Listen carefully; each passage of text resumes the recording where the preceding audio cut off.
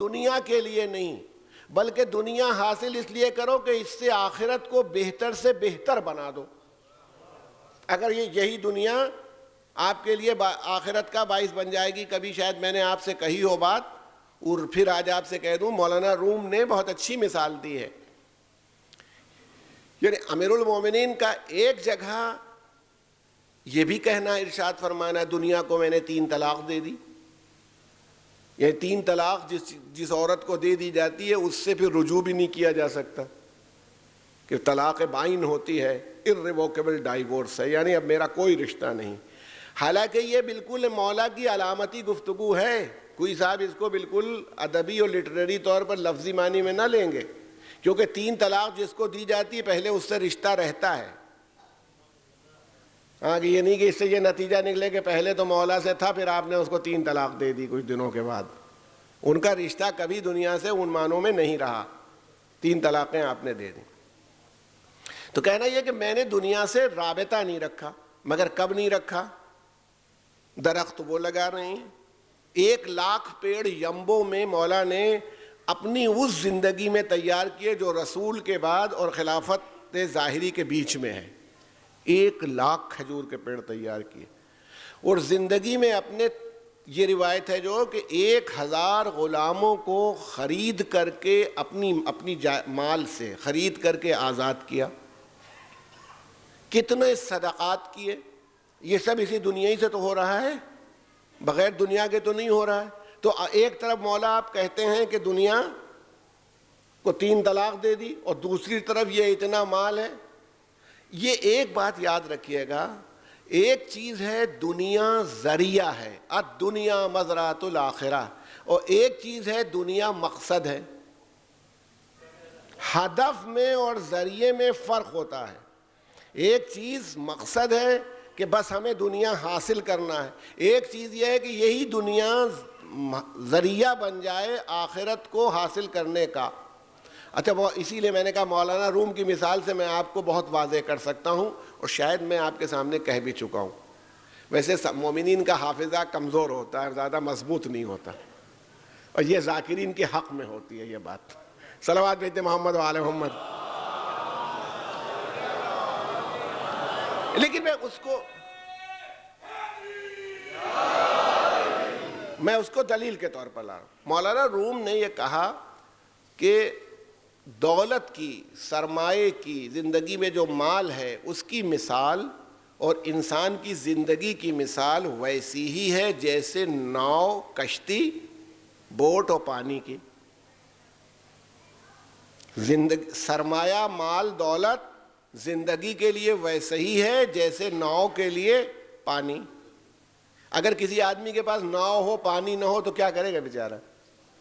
جناب نوح علیہ السلام جب کشتی بنا رہے تھے, سفینہ اللہ کے حکم سے بنا رہے تھے, تو حالت یہ تھی کہ لوگ ہنستے تھے کہ یہاں پانی کا وجود نہیں, دماغ یہاں تو 60 سال میں ہی آدمی سٹھیا جاتا ہے. وہ ان کے لیے تو سوچ رہے تھے بھئی کئی 100 سال کے ہو گئے, 600-700 سال کے ہو گئے, بنا رہے ہیں یہ سفینہ بنا رہے ہیں.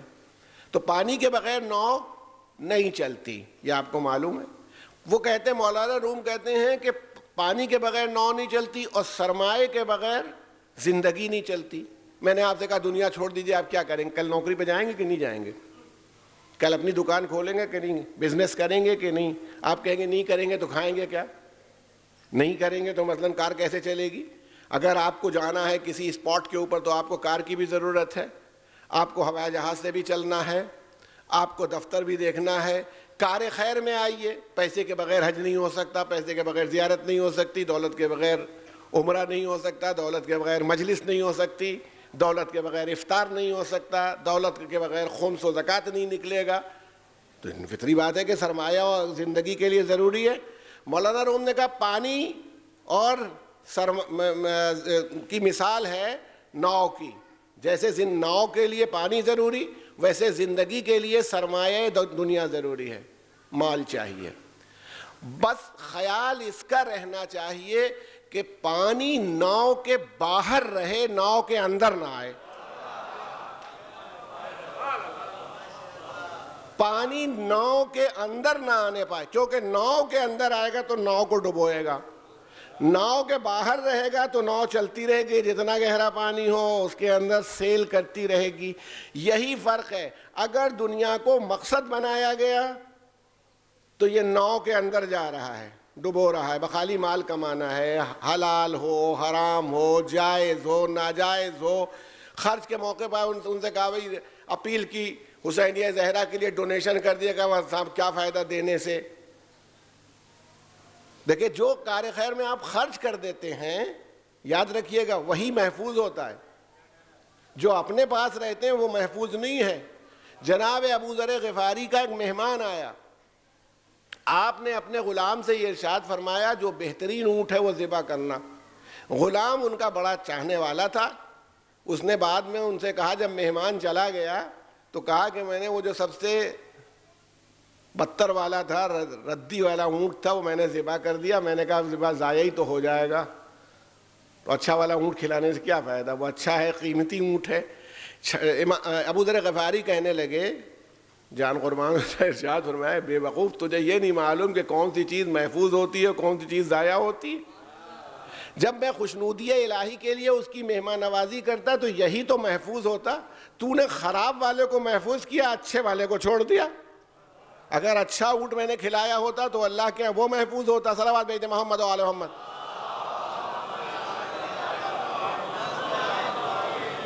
یہ ہے آپ کے ذہن عالی میں محفوظ ہے نا کہ انسان، جب ہم یہ ان اللہ یامر بالعدل والاحسان وایتاء ذی القربی وینہی عن الفحشاء والمنکر والبغی، یہ تمام اچھائیاں لے لو، برائیاں چھوڑو، یہ گویا حکم دیا جا رہا ہے۔ تو زندگی یہ بار بار نہیں آئے گی، وہ ایک بار آپ کو زندگی ملی ہے۔ ماشاءاللہ جو جوان تشریف فرما ہے میں ان سے کہتا ہوں، دیکھیے ایک بات یاد رکھیے گا، جتنے حالات جب حالات بہت خراب ہیں، آدمی اپنی نگاہوں کو کیسے محفوظ رکھے، ہے نا؟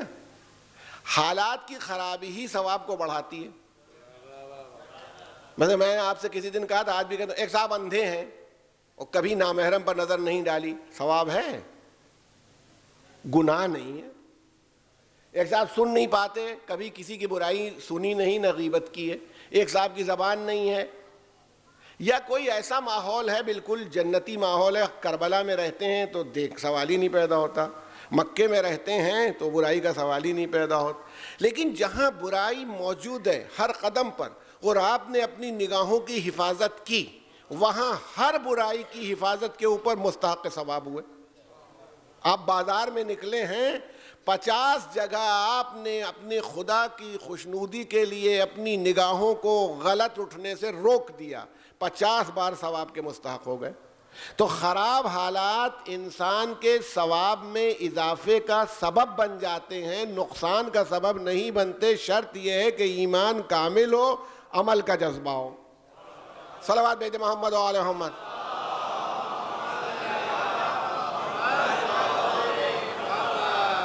جوان آدمی ہے، بتائیے، آپ خود بتائیے کہ آپ کے مولا وہاں مرحب کو پچھاڑے ہوئے ہیں، آپ معمولی باتوں پر نہیں لڑ پاتے۔ ارے بھائی شیطان نے اپنا جال بازار میں بچھا رکھا ہے اور اس سے ہم جیت نہیں پائے، تو اس کا مطلب ہے شیطان جیتا۔ مرحب ورحب تو شیطان ہی کی ٹیم کے ہیں نا سب، تو ایک شیطانی ٹیم ہے یہ۔ تو جیسے آپ دیکھتے ہیں نا بہت سی لمبی ٹیم ہوتی ہے، ایک تو سب کے کھیلنے سے جیت ہوتی ہے۔ مولا نے تو اپنا جھنڈا گاڑ دیا، تو مولا کی ٹیم کو تو اس کو تھوڑی دیکھنا چاہیے، بلکہ ڈٹ کے دیکھنا چاہیے ہمیں کیا کرنا ہے۔ تو ہم مولا کے چاہنے والے اگر ہیں تو ہمیں کون شکست دے سکتا ہے؟ یہ شرط یہ آپ کے دماغ میں رہے۔ ایک بار آپ ہمت کر لیں کسی گناہ سے بچنے کی بھی۔ دیکھیے ہم کہتے ہیں اچھا چلیے میں ایک نسخہ جو امام خمینی نے 40 حدیث میں دیا ہے وہ میں نقل کرتا ہوں۔ صلوات بھیجتے محمد علیہ وسلم۔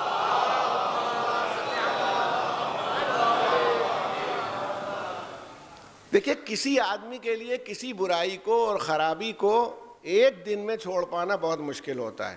جیسے مثال کے طور پر اس وقت ہم کہہ رہے ہیں اور ہم اپنے اندر ایک خرابی محسوس کرتے ہیں، اب ہم طے کر لیں ہم نہیں کریں گے تو دل میں خیال آتا ہے، اور خاص طور سے جوان آدمیوں کو کہ یار ابھی تو ہماری 30-35 سال 40 سال کی زندگی پڑی ہوئی ہے، یہ مولانا نے الگ جھنجھٹ میں پھنسا دیا۔ تو آقا خمینی تابہ سراہ نے ارشاد فرمایا 40 حدیث میں ایک جگہ کہ اصلاح کیسے کریں۔ مثلا ایک مثال لیتا ہوں، ہمارے یہاں موسیقی کا سننا، میوزک کا سننا حرام ہے. معصومین نے اس کو انتہائی برا سمجھا ہے اور اس کی بعض وجہیں بھی بتائی ہیں کہ موسیقی یا میوزک کا نقصان یہ ہوتا ہے کہ انسان کی قوت ارادی، ول پاور ختم ہو جاتی ہے. یعنی اور جو نقصانات اس کے اوپر ہوتے ہیں وہ ہوتے ہیں ول پاور، اس کی قوت ارادی پر اثر آتا ہے. چھٹے امام نے ارشاد فرمایا. تو اب مان لیجئے کہ وہ موسیقی یا میوزک کو، اچھا پھر اس کے اندر جو کلام ہوتا ہے، مثلاً گانے ہیں، ان میں جو کلام ہے وہ بھی کوئی اچھا نہیں ہوتا ہے کہ جو ذہن کے اوپر کوئی اچھا اثر مرتب کرے. لیکن اب ایک مومن ہے بیچارہ، اس کی عادت تھی، لمبی عادت ہے، برسوں سے غزلیں سن رہا ہے اور گانے سن رہا ہے، اور اس سے آج کہہ رہے ہیں چھوڑ دو تم، تو وہ اس کو ایک دم سے یہ پہاڑ دکھائی پڑتا ہے کہ یار اتنے دن کیسے چھوڑ دیں، تو وہ نہیں چھوڑتا. آقا نے کہا تم یہ نہ کرو، تم طے کرو 24 گھنٹے نہیں سنو گے. یعنی اس وقت سے طے کرو کہ اگلے 24 گھنٹے تک ہم یہ کام نہیں کریں گے. مثلا کوئی آدمی سگریٹ چھوڑنا چاہتا ہے، ایک دم سے نہ چھوڑے، 24 گھنٹے کے لیے چھوڑ دے، پھر پی لو. اب اس کے بعد دوسرا اسپیل لو، 2 دن تک نہیں کرو گے، 48 گھنٹے. پھر تیسرے اسپیل میں مثلا 1 ہفتے تک نہیں کرو گے، پھر 15 دن تک اسے چھوڑے رہو، پھر مہینے بھر تک چھوڑے رہو. تمہیں خود اپنی طاقت کا اندازہ ہونے لگے گا کہ تم اس گناہ سے توبہ کر کے الگ ہو سکتے ہو، کمزور نہیں ہو. بجائے اس کے کہ ایک دن میں ہو، پہلے ایک دن سے اندازہ کرو. 24 گھنٹے گزر جائیں گے، تم میں ہمت آ جائے گی کہ بھائی 24 کر لیا، اور اگر ہمت پڑ جائے تو اسی 24 کو 48 کر دو. 48 کو میں کہتا ہوں جو لوگ روزہ رکھتے سگریٹ پیتے ہیں، آخر 14-15 گھنٹے اپنے کو روک لیتے، بعد بھی کیوں نہیں روک پاتے؟ وہی ہمت کریں رک جا، مگر وہ اپنے کو خود کمزور سمجھنے لگتے ہیں. تو اس لیے جو یہ حکم دیا جا رہا ہے وَيَنْهَ عَنِ الْفَحْشَاءِ وَالْمُنْكَرِ، یہ آپ میں طاقت اور ہم میں طاقت موجود ہے رکنے کی. بات یہ ہے کہ ہم اپنی قوت کا اندازہ نہیں کرتے. اور پھر علی کے چاہنے والوں کے پاس تو اتنی طاقت ہوتی ہے جو کسی کے پاس نہیں ہوتی، کیونکہ ہر کار خیر کے اندر اہل بیت ان کے معاون ہوتے ہیں. فرشتے ان کے لیے دعا کرتے ہیں کہ بھئی یہ کار خیر کے راستے کے اوپر ہے اور اسے کار خیر. اچھا ایک بات یہ بھی یاد رکھیے گا، معصوم نے ایک بات ارشاد بھی فرمائی، کسی نے کہا بھی کہ بھی اعتراض کیا، دیکھیے وہ یہ نہیں چاہتے کہ ہم برے رہیں، معاذ اللہ ہم گناہ کریں، لیکن اگر کوئی آدمی ہمارے اوپر الزام لگائے تو مولا ہماری حفاظت بھی کرتے ہیں، اس الزام کا جواب بھی کہا. آپ کے چاہنے والے جو ہیں وہ ہم نے اکثر دیکھا ہے کہ برائیوں میں ملوث ہوتے ہیں، حالانکہ ایسا نہیں ہے، ایسا نہیں، ہرگز نہیں. مگر حضرت نے اس کا جواب اس کو اسی انداز میں دیا. امام نے ارشاد فرمایا کہ بات یہ ہے کہ شیطان ان کے پیچھے پڑا رہتا ہے. کہا صاحب شیطان تو سب کے پیچھے پڑا رہتا ہے. کہا نہیں، تمہاری جڑ کاٹ چکا ہے تو اسے کوئی پرواہ ہی نہیں، تم چاہے جتنا عمل کرو، پڑھو نماز، رکھو روزہ، کرو تلاوت. ارے بھئی جب تمہارے دل میں محبت علی ہے نہیں تو کوئی نیکی فائدہ نہیں دے گی. اور جس کے دل میں محبت علی ہے اس کو خطرہ ہے کہ ہر نیکی سے اسے فائدہ ہو رہا ہے، تو وہ مستقل اپنا ٹارگٹ مومن کو بناتا ہے. تو اس لیے مومنین کی ذمہ داری بھی ہوتی ہے کہ شیطان کے شر سے بچنے کے لیے ہر وقت کوشش کرتے رہیں. صلوات بھیجتے محمد و آل محمد.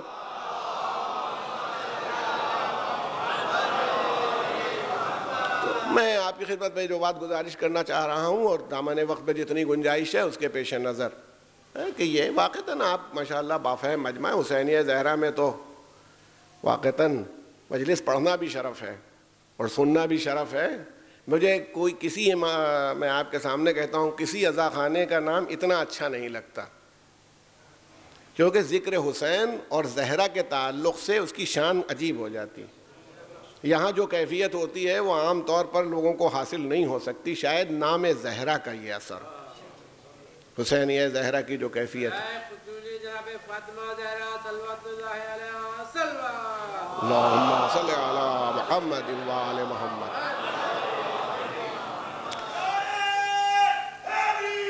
یا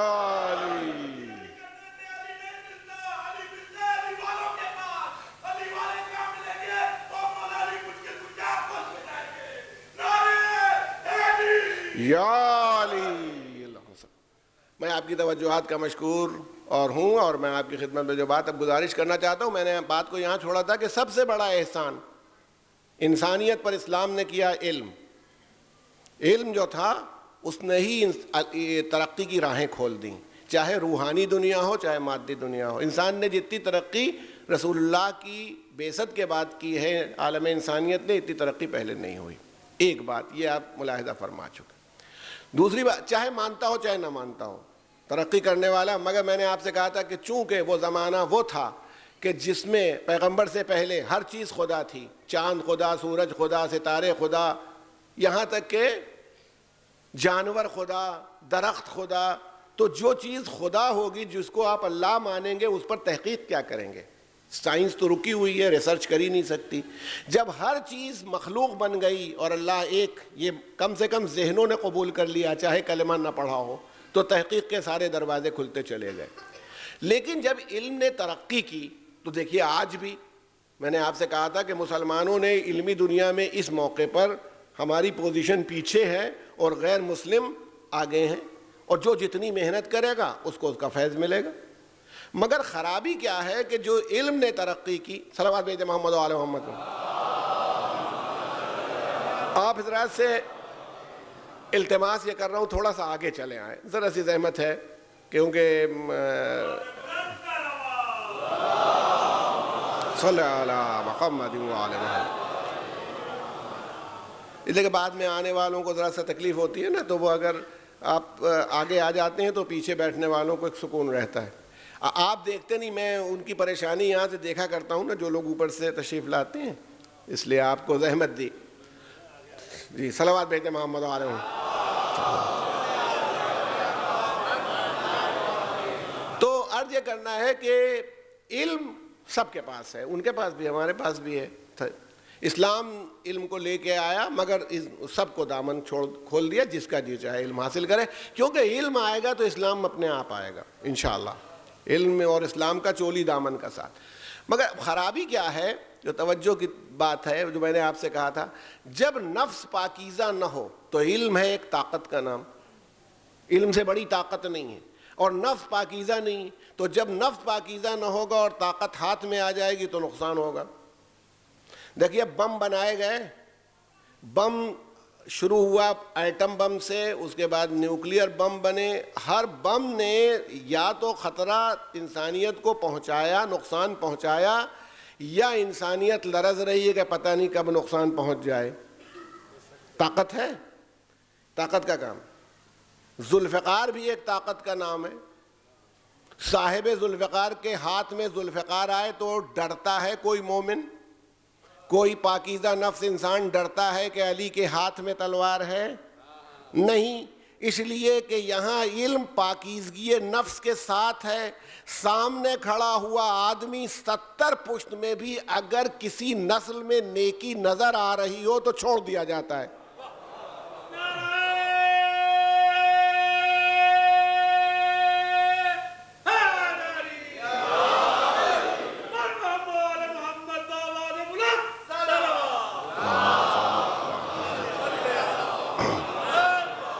یہ ہے نا، تو اسے ہم چھوڑ دیتے ہیں، دیکھتے ہیں کہ وہ چھوڑ دیتے ہیں مولا. اور اس کے معنی یہ ہیں کہ خطرہ علم کے ساتھ اگر نفس پاکیزہ ہو تو خطرہ نہیں انسانیت کو. اور علم اس طرح کا ہو، آگ لگانے والا جہنمی علم ہو تو سب کو نقصان ہے. اور اس کے اثرات آج آپ دیکھتے رہتے ہیں، کتنے نقصانات ہوتے ہیں اسی بنیاد کے اوپر. تو یہ سب سے بڑی پرابلم ہے جس کو اسلام حل کرنا چاہتا ہے، کہ علم کے ساتھ چاہتا یہ ہے کہ نفس پہلے پاکیزہ ہو، علم کی بعد میں ترقی ہو، تاکہ ہر علم انسانیت کے کام آئے. چاہتا ہے علم حاصل کرنا. اور آدم کو فضیلت عبادتوں کی بنیاد پر نہیں دی تھی، علم کی بنیاد پر دی تھی. تو بنی آدم کو بھی جو فضیلت ملتی ہے وہ علم ہی کی بنیاد پر ملتی ہے. آج بھی آپ دولت یقیناً اہمیت رکھتی ہے، مگر علم کے مقابلے میں نہیں. کیونکہ علم دولت لا سکتا ہے، مگر ضروری نہیں کہ دولت سے علم بھی مل جائے. یہ کچھ ہے نہیں کہ جا کے آپ ڈگری خرید لیجئے وہ آپ کو مل جائے گی. آپ ڈگری پا سکتے ہیں، اگر کہیں گڑبڑی ہوتی ہے، بے ایمانی سے ڈگری ملتی ہے تو ہو سکتا ہے مل جائے، مگر علم آ جائے یہ نہیں ہوگا. سب سے دوسری خرابی کیا ہوتی ہے جس کی طرف آپ توجہ دیں. ادھر علم آیا دنیاوی علم، یعنی بغیر پاکیزگی نفس کے آیا، بغیر تزکیہ نفس کے آیا. ادھر تکبر پیدا ہوا، سب سے بڑی خرابی. یعنی اسی لیے آپ نے دیکھا ہوگا بعض اوقات جو عالم ہوتے ہیں، یہاں تک کہ دین میں کی راہ میں بھی، وہ بھی دوسرے کو جاہل ہے، وہ میرے سامنے تو کچھ جانتا نہیں، اور میرے پاس تو وہ علم ہے. میں تو یونیورسٹی میں دیکھتا رہتا ہوں نا کہ سامنے نہ کہیں لیکن اکیلے بیٹھتے ہیں تو اپنے علاوہ کسی کو سمجھتے ہی نہیں. جبکہ علم کا مزاج ہے انکسار، علم کے اندر ہے ہیوملٹی. انسان اپنے کو دوسروں کے سامنے، اس لیے کہ جتنا علم بڑھے گا اتنا ہی یہ احساس آپ کو کرا دے گا کہ آپ جتنا جانتے ہیں اس سے زیادہ نہیں جانتے ہیں. آپ کاہے پر تکبر کریں گے؟ اسی لیے امام محمد باقر علیہ السلام نے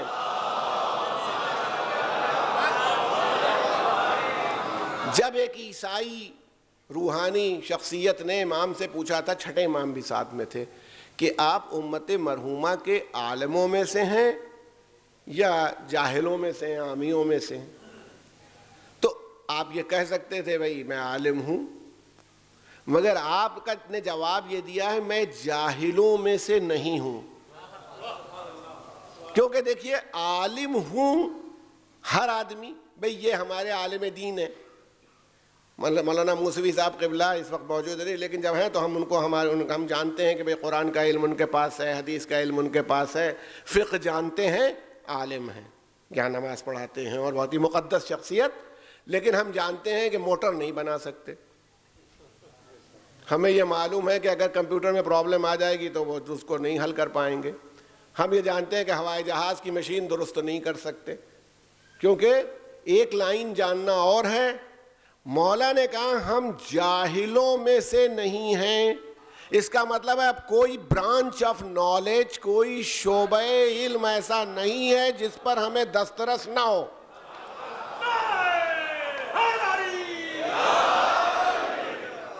ہر شعبہ علم کے اوپر ہماری دسترس ہے. یہ ہے وہ کہہ دیتے ہم عالم ہیں تو وہ بھی سمجھتا کہ بھئی ہوں گے، دین جانتے ہوں گے، فقہ جانتے ہوں گے، جغرافی جانتے ہوں گے، کیمسٹری جانتے ہوں گے.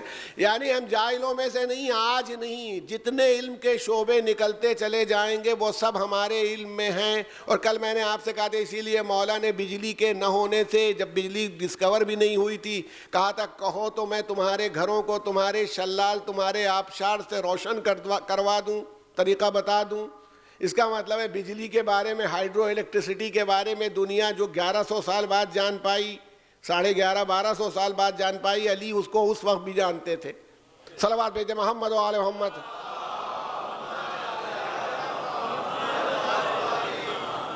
مگر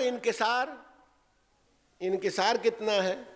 یہ نہیں ہے کہ سختی ہے. مولانا قلب صادق صاحب قبلہ بہت اچھی بات کہتے ہیں کہ صاحب بڑا فرق ہوتا ہے عالم میں اور جاہل میں، کیونکہ پڑھنے سے آدمی عالم نہیں بنتا. کبھی کبھی کہنے لگے کہ آدمی پڑھا لکھا جاہل ہوتا ہے، کہ پڑھا لکھا ہے مگر جاہل ہے. تو وہ کہہ رہے تھے کہ آپ دیکھیے ماشاءاللہ یہاں تو اردو جاننے والے بہت ہیں اور اچھی طرح سے، عربی کی وجہ سے بھی.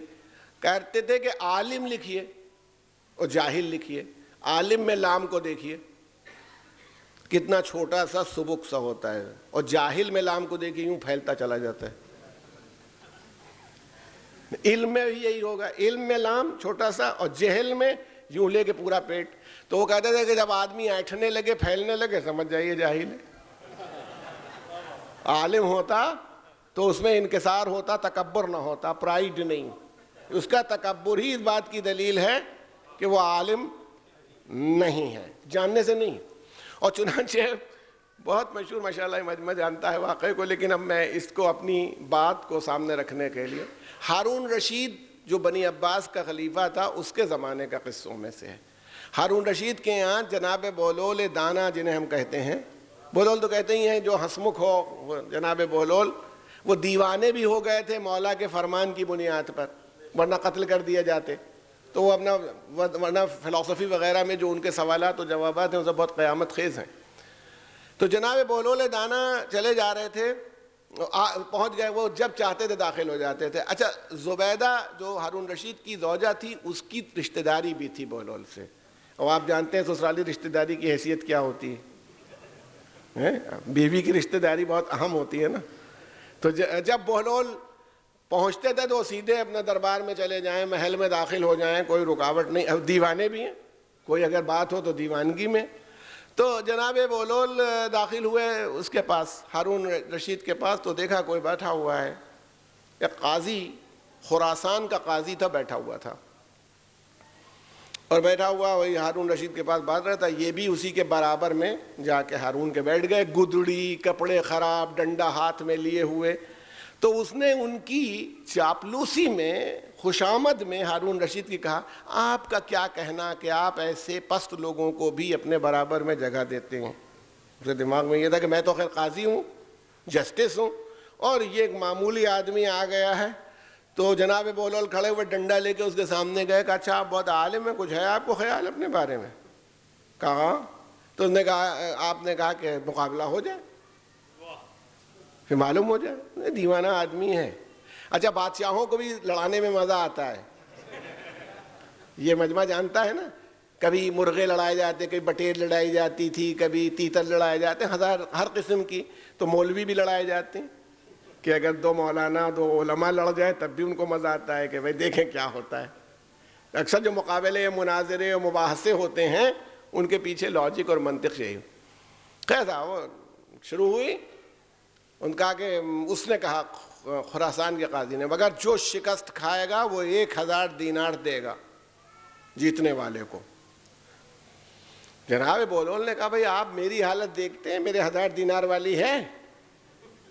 یہ اب بیوقوفی کی بات کر رہے ہیں کہ میں 1000 دینار کہاں سے لاؤں گا جو آپ کو دوں گا؟ آپ ہاریے گا تو مجھے 1000 دینار دیجیے گا، اور میں ہار جاؤں گا تو میں آپ کا غلام بنوں گا، آپ وصول لیجیے گا۔ اور اس کی بھی بے وقوفی، ارے ایک دیوانے آدمی کو آپ کیا غلام بنا رہے ہیں؟ جب دی چاہے ڈنڈا لے کے نکل جائے، جو اس کو بادشاہ ہارون رشید نہیں سنبھال پاتا، آج کیا سنبھالیں گے؟ صلوات بھیجتے محمد والے ہوں۔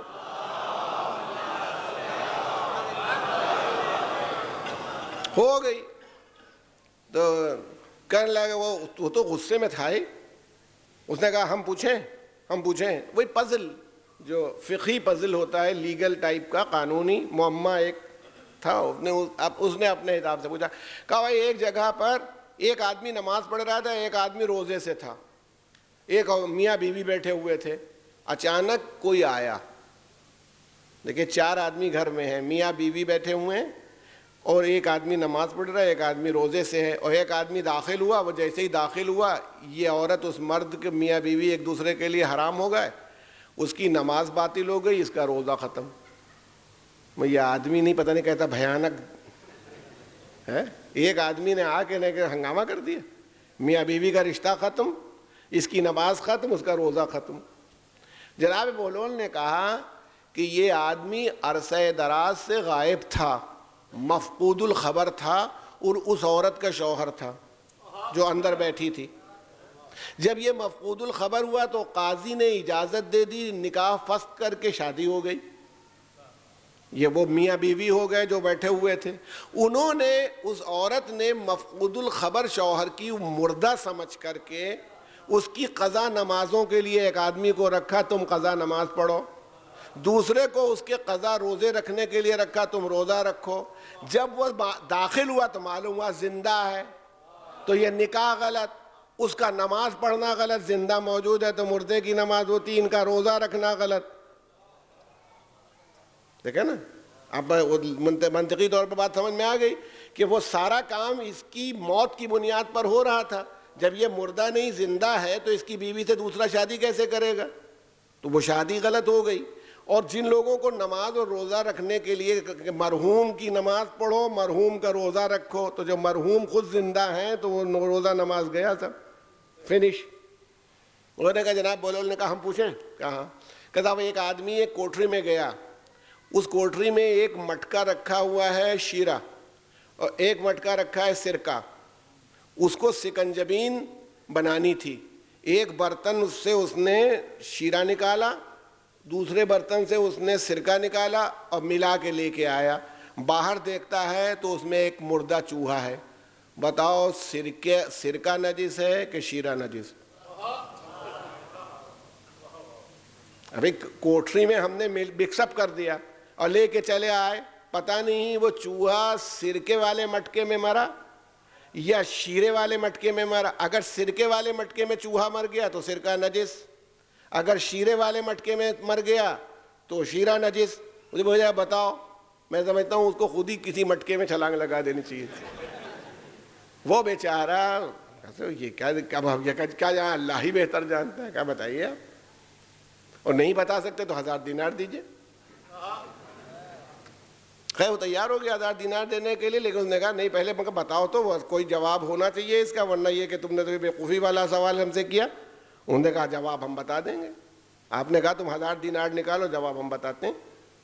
1000 دینار نکال کے رکھے گئے۔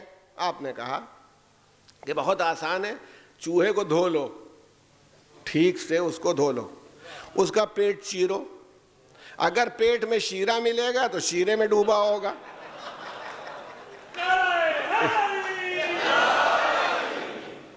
پیٹ میں سرکہ ہوگا تو سرکے کے اندر ڈوبا ہوگا۔ صلوات بھیجے محمد و آل محمد، ہے نا؟ یہ ذہن عالی میں رکھیں کہ علم اگر انسان کے پاس ہو اور عقل کے ساتھ ہو تو وہ فیصلہ بھی کر لیتا ہے، اور یہ بھی نہیں کہ اپنے پر ناز کر رہا ہے، دوسرے کو کچھ سمجھ نہیں رہا، دوسرے سے تکبر کر رہا ہے۔ انسانیت کا جو نقصان ہوا ہے وہ یہی ہوا ہے کہ بڑی قومیں، بڑے ممالک، ان کے پاس علم تو ہے مگر سب کو بیوقوف سمجھتے ہیں۔ حالانکہ جن کو میں کہتا ہوں، آپ دعوے سے میں کہتا ہوں، جن کے علم کے سہارے سے ترقی ہوتی ہے وہ غریب ایشیائی ممالک ہیں، انہی کی وجہ سے سارا علم برقرار ہے، محنت سے پڑھ رہے ہیں، دیکھ رہے ہیں، کام کر رہے ہیں۔ لیکن آپ جائیے مغرب میں تو مغرب والے سمجھتے ہیں جو ہم جانتے ہیں کوئی دوسرا جانتے ہی نہیں۔ بھئی آپ تو پیسے کے زور پر ان کو اپنے رکھے ہوئے ہیں، جس کی وجہ سے چل رہا ہے سب معاملہ، لیکن اصل علم تو انہی کے پاس ہے، اور جس وقت انہوں نے سمیٹ دیا پورا سب سمٹ جائے گا یہ نظام۔ تو شرط یہ ہے کہ تکبر نہ آنے پائے۔ اگر آپ میں علم، جتنا علم میں اضافہ ہو اتنا ہی آپ کے اندر انکسار پیدا ہو دوسروں کے لیے، یہ جانتے ہوئے کہ اللہ کا احسان ہے کہ آپ کے پاس یہ علم آ گیا۔ اور قرآن نے تو کہا بھی ہے کہ آدمی کو کے پاس بہت تھوڑا سا علم دیا گیا ہے، اور معصوم کی روایت سے اس بات کی دلیل بھی مل جاتی ہے۔ ارشاد فرمایا کہ اسم اعظم کے 73 حروف ہیں، 73 حروف اسم اعظم کے ہیں۔ مولا فرماتے ہیں جن میں سے آصف برقیہ جو جناب سلیمان کے وزیر تھے، ان کے پاس ایک حرف کا علم تھا، جس کا نتیجہ یہ ہوا تھا کہ انہوں نے ملکہ بلقیس کے تخت کو پلک جھپکنے میں منگوا دیا تھا۔ بھئی ایک مرتبہ انہوں نے کہا تھا کہ بس آپ کی پلک جھپکے گی نہیں میں لے آؤں گا، اور یہ کہا تھا اور تخت حاضر کر دیا۔ امام نے فرمایا ایک حرف کا علم تھا۔ 73 ہیں، اور ہم اہل بیت کو 72 حروف کا علم ہے۔ جب ایک والے کا کمال اتنا ہے تو 72 والے کا کمال کتنا ہوگا؟ مگر ان کی شان یہ ہے جن کے پاس اتنا کمال موجود ہے، ان کی اپنی شان یہ ہے کہ وہ اللہ کی بارگاہ میں جب کھڑے ہوتے ہیں اور دعا کرتے ہیں، دعائے صحیفہ کاملہ میں دیکھیے امام ارشاد فرماتے ہیں لا ترفانی فی الناس درجتا الا حتتنی عند نفسی مثلہا۔ امام زین العابدین کہہ رہے ہیں پالنے والے مجھے لوگوں کے درمیان ایک درجہ بھی بلند نہ کرنا جب تک مجھے میرے نفس کے نزدیک اتنا ہی پست نہ کر دینا۔ وَعَصِمْنِي مِنَ الْفَخْرِ، اور مجھے فخر کرنے سے، بوسٹنگ کرنے سے بچانا۔ وَلَا تُفْسِدْ عِبَادَتِي بِالْعُجْبِ، اور عجب سے اپنے کو خود پسند کرنے لگوں، بس میں تو کچھ ہوں۔ آدمی میں سب سے بڑی خرابی تو یہی ہوتی ہے، کبھی اپنی صورت کے اوپر ناز ہوتا ہے، کبھی اپنے جسم کے اوپر ناز ہوتا ہے، کبھی اپنے علم پر ناز ہوتا ہے، کبھی اپنی اولاد پر ناز ہوتا ہے۔ یہ کہتے ہیں اپنے سے محبت ہو جاتی۔ ارشاد فرماتے ہیں میں عجب سے اپنی عبادت کے اندر فساد نہ برپا کر دوں کہ فساد پیدا ہو جائے، مجھے اپنی عبادت اتنی اچھی لگنے لگے۔ شیطان دیکھیے آتا ہے نا تو وہ سہارا بنا کے آئے گا نا ایک نمازی کو وہ کبھی نہیں کہے گا کہ نماز نہ پڑھو، بلکہ الٹی بتائے گا، تم جیسی نماز پڑھتے ہو ویسی دبئی میں کوئی نہیں پڑھتا، خود قائل ہو گئے۔ اچھا تم بتاؤ، رات میں تھکے ماندے آتے ہو 12:30 1 بجے، اس کے بعد بھی نماز شب پڑھتے ہو؟ تم سب پڑھتے ہیں، ہمیں 5 وقتہ نہیں پڑھتے، تمہارا کیا کہنا؟ یعنی آپ بتائیے عبادت وہ کر رہا ہے اور اس کی عبادت میں اس نے فساد ڈال دیا۔ تم سے جیسا مولائی نہیں، تم سے اچھا عبادت گزار نہیں، تم سے اچھا ماتمی نہیں، تم سے اچھا رونے والا نہیں، تم سے اچھا مجلسی نہیں۔ بتائیے جب آدمی اپنی عبادت پر ناز کرنے لگا تو قربت الہی کی نیت رہ گئی، اور جب قربت الہی کی نیت نہیں رہ گئی تو وہ عبادت نہیں رہ گئی، ایک رسم رہ گئی جو ہو رہی ہے، ایکسرسائز ہے۔ صلوات بھیجیں محمد و آل محمد۔ اس لیے سب سے بڑی بات جو ہے، دامن وقت میں گنجائش نہیں بچی، انشاءاللہ پھر کبھی آپ کی خدمت میں اس کے آگے بات کو بڑھاتے ہوئے کہوں گا، لیکن بات یہ ہے علم خوب حاصل کریں، مگر اسلام نے انسانیت کے لیے جس علم کو ضروری سمجھا ہے اس کے اندر نہ تو نفس کی گندگی شامل ہونے پائے، نہ تکبر آنے پائے، نہ حسد آنے پائے، یہ جتنی خرابیاں ہیں سب اس سے دور رہنی چاہیے، اور یہ خطرہ رہتا ہے علم کے ساتھ، یہ خطرہ علم کے ساتھ رہتا ہے، چاہے دینی علم ہو اور چاہے دنیاوی علم ہو، دونوں جگہ یہ خطرہ رہتا ہے۔ اہل بیت علیہ السلام کی شان یہی ہے کہ ان کا علم وہ ہے جس کا یہاں اندازہ بھی نہیں لگ سکتا۔ ان کے علم کی کیفیت یہ، جب ایک حرف کی کیفیت یہ ہے تو 72 کی کیفیت کیا ہوگی؟ بھائی اتنا ہی فرق ہے کہ ایک حرف 73 میں سے جو کم ہے، تاکہ بندے اور خالق کے علم میں فرق رہے، محدود محدود رہے، لامحدود لامحدود رہے، اس لیے یہ ہے، ورنہ 73 حروف کا علم بھی ہو سکتا تھا، مگر ان کو 73 حروف کا علم ہو جائے تو اس کا مطلب ہے کہ خدا کا علم فائنائٹ ہو جائے، اور ان فائنائٹ کا علم فائنائٹ نہیں ہو سکتا۔ اس لیے 72 حروف کے اوپر بات رکی ہوئی ہے کہ ہم 72 جانتے ہیں، اور اب مانی بات ہے کہ ہم کو جتنے کی ضرورت ہے وہ تو سب جانتے ہیں، انہیں کوئی پرواہ بھی نہیں اس کے آگے کی۔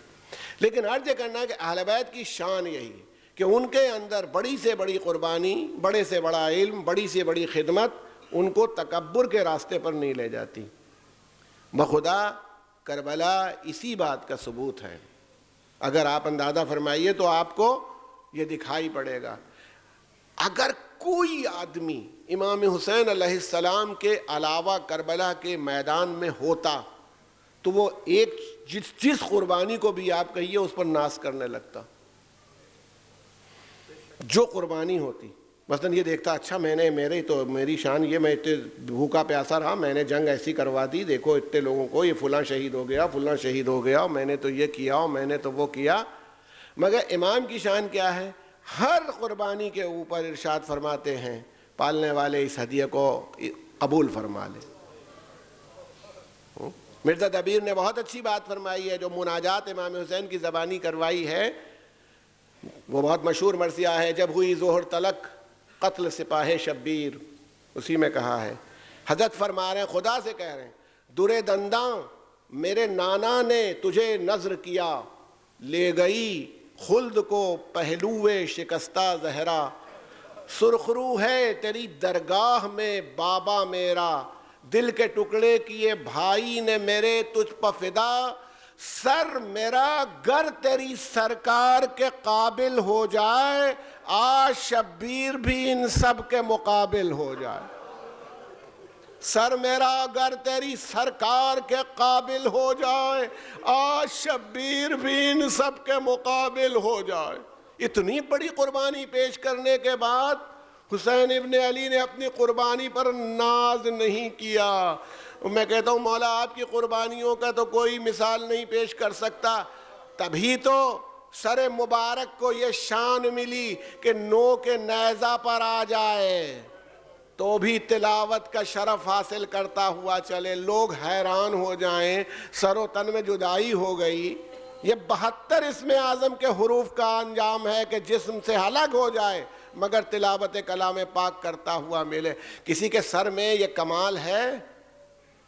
دربار شام میں سر تشت میں رکھا ہوا ہے، آپ کے ذہن متوجہ ہیں، میں جتنی دامن وقت میں گنجائش ہے اتنی بات کہوں گا۔ دربار شام میں رکھا ہوا ہے. یزید بے ادبی کر رہا ہے,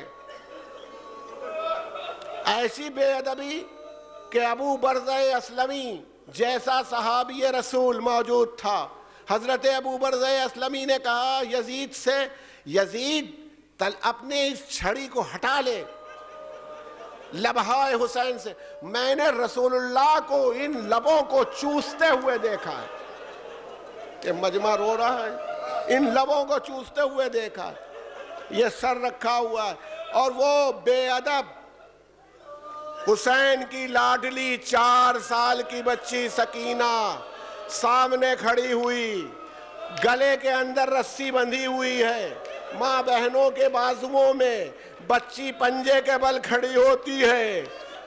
یزید دیکھ رہا ہے, ایک بار تک کہتا ہے سکینہ کیا وجہ ہے, پنجوں کے بل کیوں کھڑی ہو؟ کہا میری ماں بہنیں اور پھوپھیاں لامبی قد کی ہیں, میرا قد چھوٹا ہے, یہ رسی کھچتی ہے, اس لیے یا تو وہ جھکیں یا مجھے پنجوں کے بل کھڑا ہونا پڑتا ہے. یزید نے کہا رسی ڈھیلی کی جائے, گفتگو کر رہا. ایک بار کہتا بابا کا سر لوگی, شہزادی دوڑی بابا کا سر اٹھانے کے لیے. یزید کہہ رہا اتنا یقین تھا اس کو معجزہ حسین پر. ایک مرتبہ کہا سکینہ وہیں سے کہو سر حسین تمہارے پاس چلا آئے. بس میں کہتا ہوں چاہنے والوں, ننھی سے بچی نے کرتے کا دامن اٹھایا, کرتے کا دامن نہیں جلے ہوئے کرتے کا دامن اٹھایا.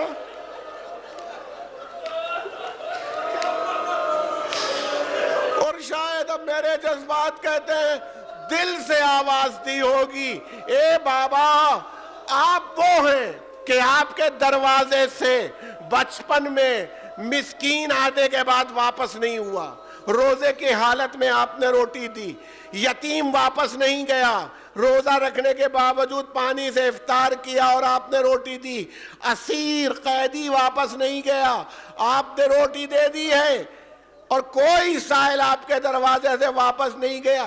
اب مجھے بیٹی نہ سمجھیے, مجھے بیٹی نہ سمجھیے, اے بابا میں مسکین ہوں, اے بابا میں یتیم ہوں, اے بابا میں اسیر ہوں, محبت کا امتحان ہے بابا, محبت کا امتحان ہے. اس مسکین و یتیم و اسیر کی آغوش میں آ جائیے. سر مبارک حسین بلند ہوا اور سکینہ کی آغوش میں آیا. آپ سنتے رہتے بی بی نے مصائب کیا پڑھے, کیسے بوسا دیا, مگر آج تابوت ہے, آج اس ننھی سی بچی کا تابوت اٹھنا ہے. ہماری خواتین سکینہ کا تابوت اٹھائیں گی. میں کہتا ہوں بیویوں خوشحال کہ سکینہ کا تابوت تم اٹھا سکتی اور رباب نہیں اٹھا پائی, سکینہ کا تابوت زینب نہیں اٹھا پائی. جس رات سر مبارک امام لایا گیا اور جناب سکینہ نے لب پر لب رکھے روح پرواز کر گئی اور شور گریہ بلند ہوا, صبح آئی تو انتظام غسل کے لیے یزید نے کہا کہ جتنا انتظام ممکن ہے کرو. سید سجاد بہن کو شان سے دفن. میں کہتا ہوں شاید شہزادی نے اسی لیے وصیت کی ہو, جس کا بابا بے غسل و کفن پڑا ہو اس کی بیٹی کا جنازہ شان سے کیسے اٹھتے. اسی لیے ارشاد فرمائے, سید سجاد کہتے میری بہن نے وصیت کی تھی یزید کا احسان نہ لینا, اے بھیا یزید کا احسان نہ لینا, کفن میں احسان نہ لینا, کسی طرح کی مدد نہ لینا. جو چادر لوٹی گئی ہے وہ چادر منگوا کے مجھے دفن کر دینا. ہاں اتنا کرنا, پیاس کی شدت کی بنیاد پر کوئی تر جگہ ہو جہاں تری ہو وہاں میرا لاشا دفن کرنا. میں کہتا ہوں آقا کیسے آپ نے غسل تو ہو گیا, غسالہ کا یہ عالم بیان کیا گیا ہے. غسالہ جو جناب سکینہ کو غسل دینے آئی اور ایک مرتبہ اس نے کرتا ہٹایا تو پوچھا بیویوں سے اس بچی کو کون سی بیماری تھی, یہ خون کیسے بہ رہا ہے, اس بچی کو کون سی بیماری تھی. شہزادی نے فرمایا یہ دروں کے نشان ہے, یہ زخموں کے نشان بیماری نہ تھی، فراق پدر کے علاوہ کیا بیماری تھی؟ سید سجاد آگے آئے، بس چند منٹ کی زحمت ہے، خدا ان آوازوں پر رحم کرے، خدا ان آنسوؤں پر رحم فرمائے، خدا آپ کی حاجات دینی و دنیاوی کو بر لائے، جو بیمار ہو پالنے والے ان کو شفائے کامل و عاجل عطا فرما۔ اس حسینیہ زہرا سے جس برادر مومن جناب حمدان ساجوانی کا تعلق ہے، ان کو شفائے کامل و عاجل و طول عمر اللہ عطا کرے۔ پروردگار عالم یہ سب جو اتنی عزا کرتے ہیں، یا اللہ انہیں خوش و خرم رکھ، انہیں بیماریوں اور آفات سے بچائے رکھو، مومنین کی تمام حاجات کو پورا کر دے۔ اس لیے کہ یاد رکھیے، آپ اپنی آمین دیکھتے ہیں، جب میں دعا کرتا ہوں آپ آمین کہتے ہیں۔ اس مجلس میں ایک ماں بھی بیٹھی ہوئی ہے، آپ نے آمین کہی، زہرا نے بھی آمین کہی، اس مجلس میں امام زمانہ بھی بیٹھے ہیں آمین کہنے کے لیے، زین العابدین بھی ہے، اور میں کہتا ہوں بیٹی کا ماتم ہے تو حسین بھی بیٹھے ہوں گے، میری بیٹی کا تابوت اٹھنے والا ہے، حسین بیٹھے ہوں گے، اس لیے آمین کہنے کے لیے خدا ان تمام دعاؤں کو قبول کر لے۔ مگر میں کہتا ہوں بھئی ایک منظر دیکھ لیجئے، جب فاطمہ زہرا کی رحلت ہوئی، جنازہ تیار ہوا تھا، تو اب عجب عالم تھا، معصومہ کی شان، علی کے چاہنے والے جتنے تھے کوئی محرم فاطمہ نہ تھا، اکیلے علی نے جنازہ جناب فاطمہ اتارا قبر کے اندر، اور شاید رسول کو آواز دی، یا رسول اللہ آپ کی امانت جیسی مجھے ملی تھی ویسی واپس نہیں کر پایا، فاطمہ کی پسلیاں ٹوٹی ہوئی ہیں، یہ علی نے کہا تھا۔ مگر میں کہتا ہوں مولا، آپ نے فاطمہ زہرا کا جنازہ اتارا تھا تو ہاتھ بندھے نہیں تھے، پیروں میں بیڑیاں نہیں تھیں، گلے میں توق خاردار نہیں تھا۔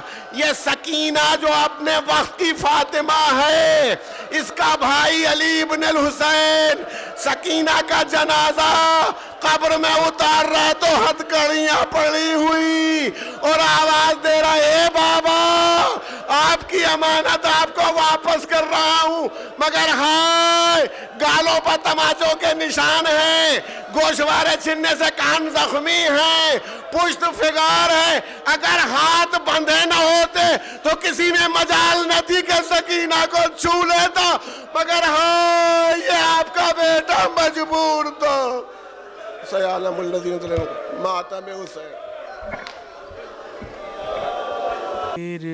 کی مجلس میں قضا مانگ رہا ہوں،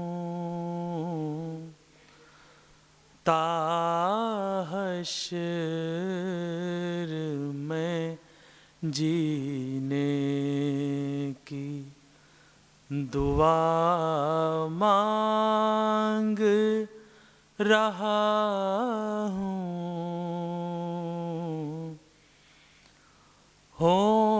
قبر میں آسان میری مشکلیں مولا، ہوں قبر میں آسان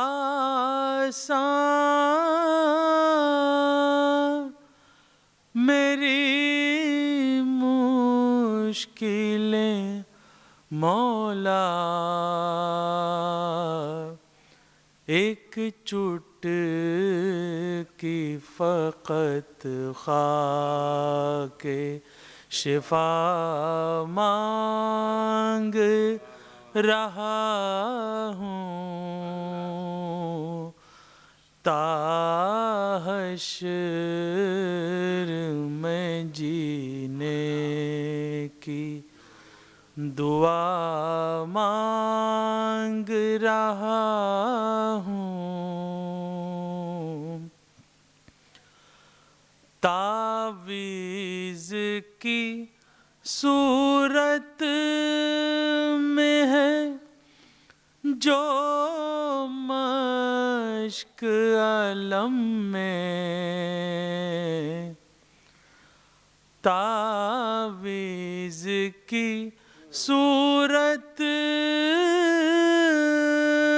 میں ہے، جو مشق علم میں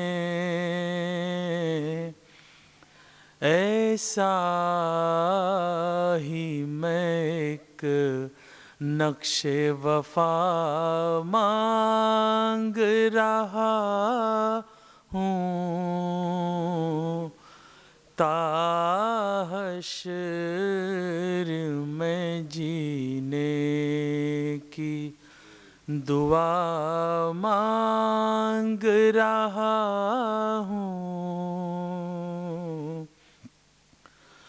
لکھنے کے لیے قاسم نوشاہ کا صحرا،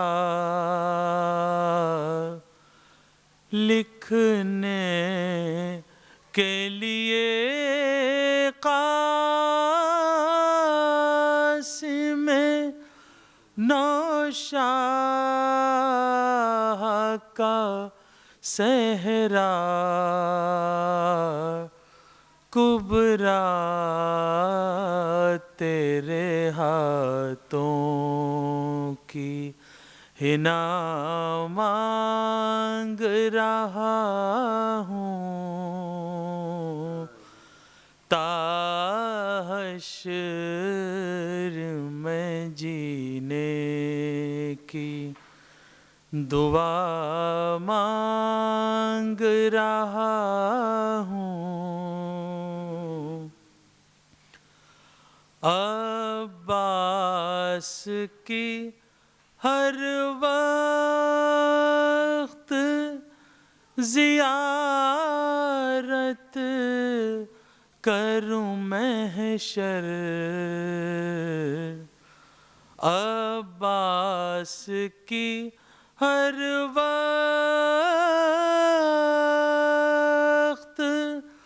زیارت کروں محشر، اس واسطے جنت میں جگہ مانگ رہا ہوں، تا حشر میں جینے کی دعا مانگ رہا ہوں۔ شبیر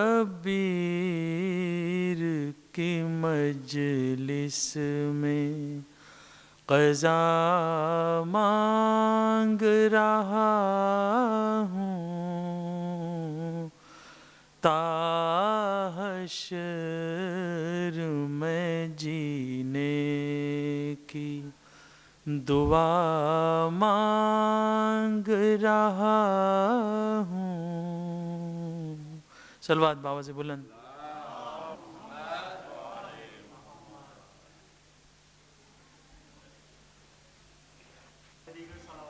محمد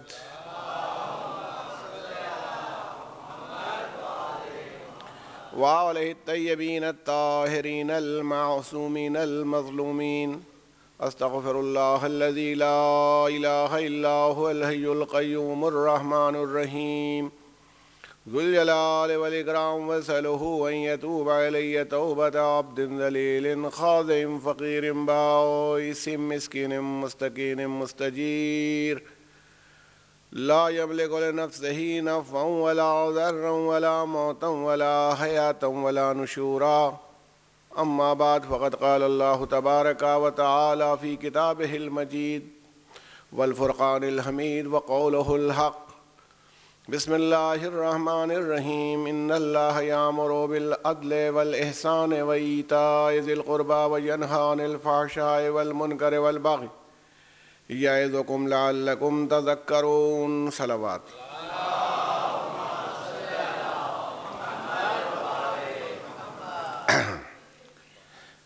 برادران ایمانی، معزز سامعین اور عزیزان گرامی، شاید یہ سلسلہ بیان کی 13ویں مجلس ہے جو آج منعقد ہو رہی ہے، جس میں مجھے آپ سے ہم کلام ہونے کا شرف حاصل ہو رہا ہے۔ اسی آیہ کریمہ کے ذیل میں آپ بہت سی باتیں سماعت فرما چکے ہیں۔ موضوع آپ کے ذہن میں اب اتنے دنوں میں بار بار دہرانے کی وجہ سے محفوظ ہو گیا ہے کہ انسانیت پر اسلام کا احسان۔ اس عنوان سے میں نے آپ کے سامنے اس آیہ کریمہ کی تلاوت کا شرف حاصل کیا۔ آیت پھر آپ کے سامنے عرض کر دوں، سورہ نحل کی ہے، جو قرآن مجید کا 16واں سورہ ہے، اور اس آیت کو جب آپ تلاش کرنا چاہیں، اچھی بات ہے کہ اگر کبھی کبھی خود بھی دیکھیں تو 90 نمبر کی یہ آیت ہے، تو آپ اس کو ملاحظہ فرما سکتے ہیں۔ اور نحل میں نے آپ کی خدمت میں بار بار گزارش کیا ہے کہ شہد کی مکھی کو کہتے ہیں، اور قرآن مجید کے بہت سے سوروں کے نام کی کوئی خاص وجہ ہوتی ہے کہ نمبرنگ سے نہیں، قرآن میں تو یہ نمبرنگ تو ہماری ڈالی ہوئی ہے، ہم مسلمانوں کی، نام ادھر سے آئے ہوئے ہیں، یعنی سورہ بقرہ مسلمانوں کا تجویز کیا ہوا نہیں ہے، خدا کا تجویز کیا ہوا ہے، اور اس کا نمبر جو ہے اس کے اعتبار سے یہ کہہ سکتے ہیں کہ اگر یہی مطابق مشیت الہی تھا تو نمبر بھی سمجھیے اپنے آپ پڑ گیا ہے، خود ڈالا ہوا نہیں ہے، جیسے آیتوں میں یہ نمبر اپنی سہولت کے لیے ڈالا گیا۔ آسان بھی ہوتا ہے تلاش کر لینا کہ آیت نمبر اتنی۔ حضور کے وقت میں ریفرنس دیتے وقت شاید میرے خیال میں یہ طریقہ نہیں تھا کہ آیت نمبر اتنی کو تلاش کرو، وہ تو آیت پڑھ دی جاتی تھی اگر دلیل فراہم کرنا ہوتی تھی۔ تو قرآن میں پروردگار نے ارشاد فرمایا، ان اللہ یامر بالعدل والاحسان وایتاء ذی القربی، بے شک اللہ تمہیں حکم دیتا ہے عدل کرنے کا، جسٹس کرنے کا۔ اور میں نے آپ سے کہا تھی بڑا مشکل کام ہے، اللہ تعالیٰ نے پہلی منزل پر جو حکم دے دیا وہ عدل کرنے کا، کوئی بھی آدمی بڑی مشکل سے یہ کام کر سکتا ہے۔ دیکھیں دیکھنے میں تو لگتا ہے، اصل میں ہم دوسروں سے عدل چاہتے ہیں اپنے معاملے میں، دوسروں سے کرنا نہیں چاہتے ہیں۔ جب ہمارا نمبر آتا ہے تو ہم نہیں کرنا چاہتے، دوسروں سے ہم یہ چاہتے ہیں کہ وہ ہمارے ساتھ عدل کریں۔ ٹکراؤ کی وجہ یہی ہو جاتی ہے۔ اگر ہر آدمی عدل کرنے لگے تو معاشرے میں یا سماج میں ٹکراؤ نہیں ہوگا، ہرگز نہیں ہو سکتا ٹکراؤ۔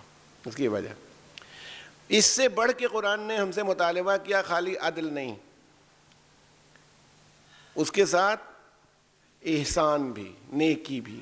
یعنی ہو سکتا ہے عدل بالکل بارڈر لائن ہے، آپ سمجھے کہ ہم نے عدل کیا، واقعی عدل نہیں ہوا، تو اگر آپ عدل کے ساتھ نیکی کو جوڑ دیں تو اس کا فائدہ یہ ہوتا ہے کہ عدل یقینی ہو جاتا ہے کہ ہو گیا۔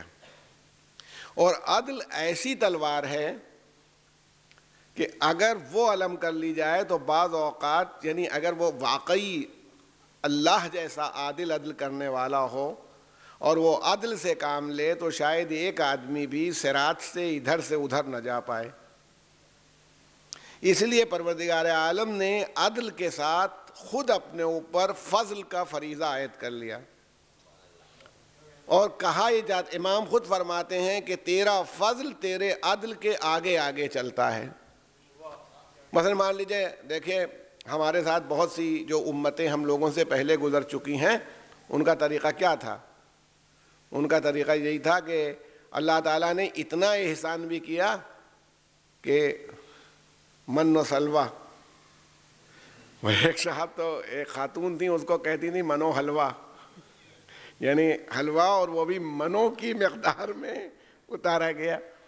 تو من و سلوہ جو ہے وہ غذا تھی جو بنی اسرائیل کے اوپر نازل ہوتی تھی، آ جاتی تھی، لیکن نظام کچھ ایسا بنا ہوا تھا کہ اسی کا حصہ اترتا تھا جس نے نماز پڑھی ہو۔ یعنی اگر شام کا ڈنر کرنا ہے تو مغرب و عشاء کی نماز ہوئی ہوگی تو ڈنر کا موجود ہے، نہیں تو نہیں۔ بھنا ہوا طائر عمدہ معلوم ہوا، اوپر سے آ گیا اور یہاں کھایا جا رہا ہے۔ تو بعض لوگ اس کو رکھ لیتے تھے احتیاطاً، مگر وہ نظام ایسا تھا، کچھ اللہ نے بنایا تھا کہ وہ برباد ہو سڑ جاتا تھا، دوسرے وقت اسے یوز نہیں کر سکتے تھے. شاید بعد میں اسی لیے انسانوں نے فریج ڈیولپ کیا ہوگا کہ خراب نہ ہونے پائے. یہ اللہ نے ایک نظام بنایا تھا کہ ملے گا اسی کو، اب یہ تقاضۂ عدل ہے، ملے گا اسی کو جو اللہ کی بندگی کرے گا. جس دن نافرمانی کی اس دن کا کھانا غائب. مگر ہمارے ساتھ پیغمبر کی امت کے ساتھ یہ فضل فرمایا، نماز پڑھو نہ پڑھو ناشتہ موجود، نماز نہ پڑھیں. اچھا ہم یہ کہتے ہیں، لوگ کہتے ہیں کہ وہ تو پیسے ہمارے پاس ہیں، ہمارے پاس ناشتہ آ گیا، ہم کر سکتے. ہم کہتے ہیں نہیں، اگر اللہ چاہے تو آپ نہیں کر سکتے، طبیعت ہی نہیں چاہ رہی. جب طبیعت خراب ہو جاتی تو ناشتہ رکھا رہتا ہے، کھانا رکھا رہتا ہے، بلکہ بعض اوقات تو کھانے کا ذکر سن کے کہ بھائی ہمارے سامنے نہ کہو. ان کا صاحب خوشبو اس وقت بری لگ رہی ہے، طبیعت خراب ہو گئی. تو اگر اللہ زبردستی نماز پڑھوانا چاہتا تو ایسا انتظام کر دیتا کہ صبح کے ناشتے کے چکر میں لوگ نماز پڑھ رہے ہوتے، دوپہر کے کھانے کے چکر میں ظہر کی نماز ہو جاتی، رات کے کھانے کی وجہ سے عشاء کی نماز ہوتی، طبیعت ہی خراب ہو جاتی. مطلب روزہ نہیں رکھا، روزے میں کھانا کھایا، بدہضمی ہو گئی، 3 دن ہاسپٹلائز رہے. پھر اگلا روزہ نہیں رکھا، پھر 3 دن ہاسپٹلائز رہے، سب روزے سے. اگر اسے زبردستی کرنا مقصود ہوتی اللہ کو اور اس سے عبادت کروانا، اس نے فضل سے کام لیا، جاؤ ہمارا کھانا نہیں، بلکہ بعض اوقات تو انبیاء کی درخواستوں کو مسترد کر دیا. جب جناب موسیٰ علیہ السلام نے اللہ تعالیٰ کو سجیشن بہت دیتے تھے، جناب موسیٰ یعنی ان کا یہ تھا جلدی کرتے تھے، جلدی سے سجیشن دیتے تھے. پالنے والے اگر ذرا سا تو فرعون کو کرا کر دے، اس کا کھانا بند کر دے، ابھی دماغ درست ہو جائے. جناب موسیٰ کے اس طرح کے سجیشن سے ہم ابھی آپ کو ایک سجیشن اور ان کا دکھائی دے رہے ہیں. وہ جلدی سے فوراً کرتے تھے، پالنے والے اس کو بس بند کر کھانا اس کا. اللہ تعالیٰ نے کہا موسیٰ تم نے بھی عجیب کام کیا. وہ فرعون بندہ ہو کے اپنی بندگی بھول گیا تو ہم رازق ہو کے اپنی رزاقیت بھول جائیں؟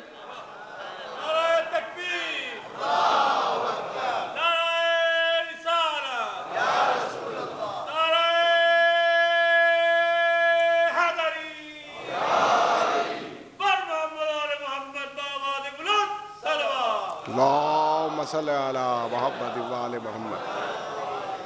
یہ ہے کہ ہم رزاق ہیں، رازق ہیں. ہم نے اپنی ذمہ داری اپنے اوپر خود فرض کر لی ہے.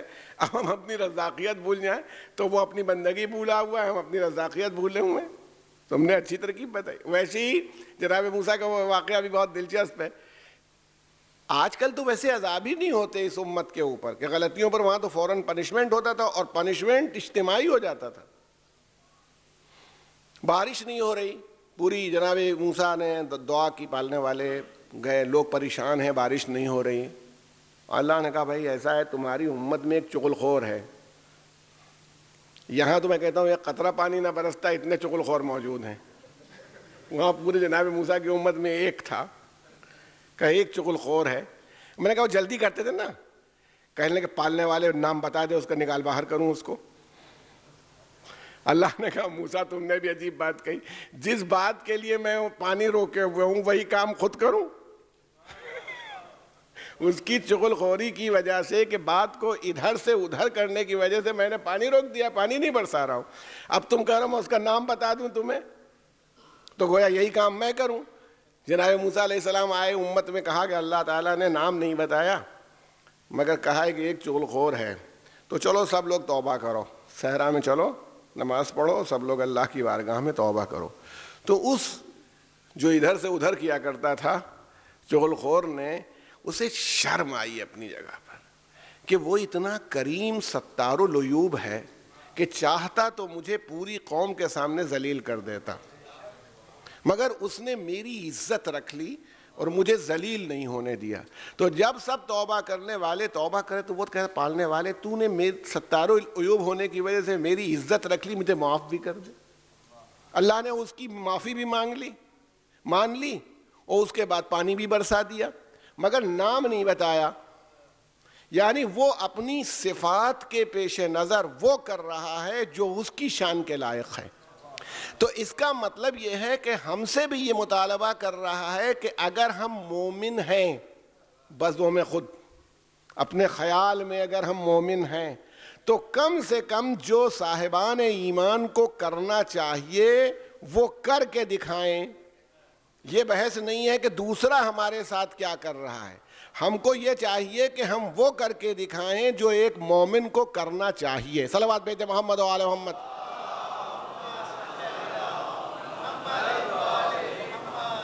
تو اس میں کہا جا رہا ہے احسان کرو, نیکی کرو, عدل خالی نہیں, نیکی, عدل پر بڑھا دو, نیکی کر کے آگے بڑھو, یہ شان ہونی چاہیے تمہاری. اب یہ آپ بتائیے, آپ اور ہم جو ہیں ذرا سبق لیں. بھئی دیکھیے, ابن ملجم ضربت لگانے کے بعد گرفتار ہو گیا, تو اسٹیٹ پرزنر ہونے کی وجہ سے ابھی اس کے خلاف مقدمہ چلنا ہے, سزا دی جانی ہے, مگر اب وہ قیدی ہے تو اسے کھانا ملنا چاہیے, اسے کھانا, پانی, دانا یہ سب ملنا چاہیے. مگر کیسا؟ آپ بتائیے, کسی قید خانے میں وہی کھانا ملتا ہے جو گھر میں ملتا ہے؟ ایسا کہیں قاعدہ نہیں ہے, نہ یہاں دبئی میں بھی نہیں ہوگا کہیں بھی کہ پریزنر کو وہ, بھائی پریزنر کو جب سزا کے طور پر آپ ریٹین کر لیتے ہیں, ہمارے یہاں فرق ہو جاتا ہے کہ اگر پریزنر ڈیٹینشن میں ہے, پریونٹیو ڈیٹینشن وغیرہ میں ہے تو فرق ہوتا ہے, لیکن سزا بھگت رہا ہو, جرم کر کے آیا ہو. امیر المومنین نے جب دودھ آیا, شیر لایا گیا آپ کے سامنے, جراح نے کہا کہ یہ شیر دیا جائے, اس سے زخم کی تکلیف میں کمی آئے گی, تو آپ نے کہا کیا ایسا ہی دودھ, یہی پیالہ میرے قاتل کو بھی پلایا گیا؟ یہ عدل نہیں ہے, یہ احسان ہے. غور فرمائیے گا, عدل تو یہ ہے کہ بھائی اسے کھانا مل جائے, پانی مل جائے, جو ضروریات ہو جائے.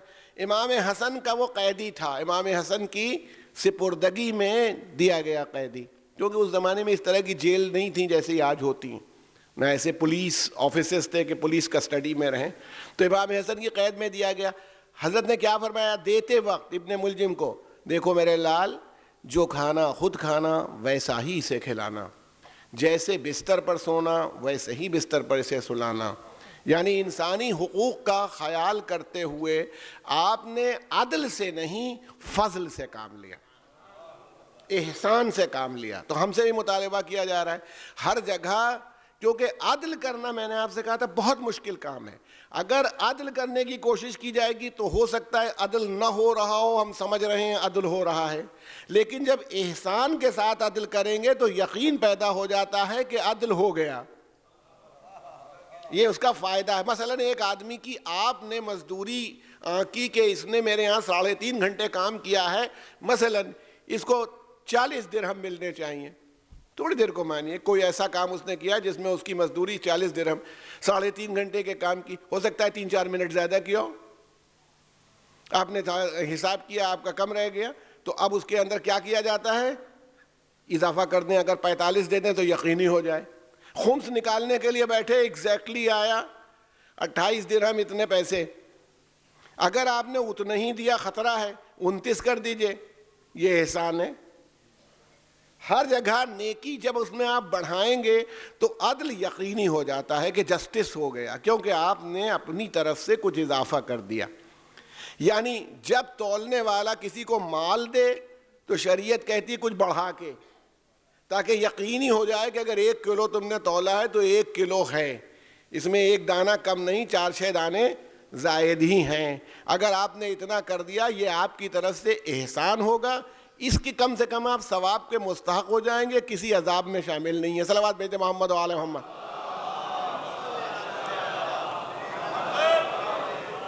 تو اس لیے کر رہا ہوں, میں نے آپ سے عرض کیا تھا کہ یہی دین اسلام نے انسانیت کو سبق دینے کے لیے اور انسانیت کو صحیح راستے پر لگانے کے لیے ہمارے سامنے رکھا. بھائی ہم کیا کریں, یہ سب باتیں جو ہماری سمجھ میں آ رہی ہیں اور ہم آپ تک لا رہے ہیں, آپ ہم تک پہنچاتے ہیں, کتابیں آتی ہیں, یہ سب علم کے سہارے سے آتی ہیں. اگر علم کو درمیان سے نکال دیجئے تو نہ آپ کو یہ معلوم ہے کہ معصومین نے کیا کیا، نہ آپ یہ جان سکتے ہیں کہ قرآن کی آیتوں میں کیا کہا گیا، نہ یہ کہ دانشوروں نے کیا کہا ہے، کیا ڈیولپمنٹ ہوا، نہ تاریخ معلوم ہو سکتی ہے کہ تاریخ نے کیا کیا کروٹیں لیں، سب علم کے سہارے سے آتی ہیں۔ اسی لیے چاہا یہ گیا نہیں، ایک طرف میں نے آپ سے شروع ہی کی تاریخوں میں یہ بات کہی تھی کہ اسلام نے مایوسی نہیں آنے دی ہمارے، کیونکہ مایوسی اگر روحانی چاہے مادی طور پر آ جائے، ابھی میں آپ کے سامنے لاؤں گا بات کو، اور چاہے روحانی طور پر آ جائے، دونوں میں خرابی کیا ہوتی ہے کہ انسان ہاتھ پیر ڈال دیتا ہے۔ اگر یہ بات آدمی کے لیے یقینی ہو جائے کہ میں بخشا نہیں جاؤں گا، اور اب سیدھے سیدھے جہنم میں کمرہ الاٹ ہے، اگر یہ کسی آدمی کے لیے یقینی ہو جائے کہ جہنم جائے گا، تو وہ کہتا بھائی جب چلنا ہی ہے جہنم میں تو ٹھیک سے چلو، مطلب کہ ہلکا والا چلنے میں کیا فائدہ ہے، چلو یہیں پر دنیا ہی کما لی جائے آخر۔ تو یہ خرابی پیدا ہوتی ہے کہ وہ صرف اپنی دنیا نہیں برباد کرتا، بلکہ اپنے جرم سے، اپنے گناہ سے بہت پورے معاشرے کو نقصان پہنچا دیتا ہے۔ اس لیے قدرت کہہ رہی ہے کتنا بڑا بھی جرم کیا ہو، گناہ کیا ہو، مایوس ہونے کی ضرورت نہیں، ویسے توبہ کرو جیسے توبہ کرنا چاہیے، جیسا جرم ہو ویسی ہی توبہ کرو ہماری بارگاہ میں۔ اب دیکھیے بہت سی جگہوں پر ہے، مثلا غیبت کرنا، بیک بائٹنگ ماشاءاللہ میں آپ کو نہیں کہہ رہا ہوں، لیکن معاشرے کا یہ حال ہے کہ اس کے بغیر کھانا ہضم نہیں ہوتا۔ جب تک ہمارے دوست مجھے یاد آتے ہیں، حیدر زہری صاحب یاد آ جاتے ہیں، وہ کہتے تھے علی گڑھ یونیورسٹی میں ہم لوگ پڑھتے تھے، 6-7 دوست تھے ہم لوگ، 5-6 جتنے، وہ آخر تک الگ کوئی چھوڑ کے نہیں جاتا تھا جب تک سب نہ چھوڑ دیں، کیونکہ جو جائے گا اسی کی برائی ہوگی۔ سب گہرے دوست ہیں مگر جس نے ساتھ چھوڑا وہ بچے ہوئے سب اسی کی برائی کریں گے۔ تو ہمارا معاشرہ یہ ہے کہ ہمیں اس کے بغیر مزہ نہیں آتا۔ بیک بائٹنگ یا غیبت کرنا کسی مومن کی، قرآن کیا کہہ رہا ہے؟ کیا تم پسند کرو گے کہ اپنے بھائی کا گوشت کھاؤ، مردہ بھائی کا؟ ایک تو مردے کا گوشت کھانا، ارے مردہ مرغے کے گوشت کھانا پسند نہیں کرے گا کوئی آدمی، چاہے کہ اس کا اپنا بھائی ہو اور اس کا وہ گوشت نوچ کے کھائے مردہ بھائی کا، تو یہ کون پسند کرے گا؟ گویا بیک بائٹنگ ایسی چیز ہے جس کو کہا یہ جا رہا ہے غیبت، جسے یہ کہا جا رہا ہے کہ ایسا ہے جیسے تم اپنے مردہ بھائی کا گوشت کھا رہے ہو۔ اب اس کے لیے دیکھیے نقصان کیا ہے، مادی طور پر کیا نقصان ہو رہا ہے۔ جب آپ کسی کی برائی کرتے ہیں، دیکھیے ایک اصول ہے، جب کسی کی برائی کریں گے تو یہ ایک عجب ٹیلی پیتھی ہوتی ہے کہ اس کے دل میں نفرت پیدا ہوگی۔ صاحبان نظر غور کر لیں، اکیلے میں آپ کر رہے ہیں، کیسے؟ آپ 2500 مرتبہ دیکھیے، کیا دنیا میں ہم دیکھتے ہیں، ہم نے فون کیا، وہ کہنے والا واقعی سچ کہہ رہا، بول رہا ہے، بس آپ کو فون کرنے کے لیے فون اٹھایا تھا، خیال آیا ہی تھا آپ کا، دیکھیے آپ کی گھنٹی بج گئی۔ اس کا مطلب ٹیلی پیتھی ورک کرتی رہتی ہے دوستوں میں، ایک بات۔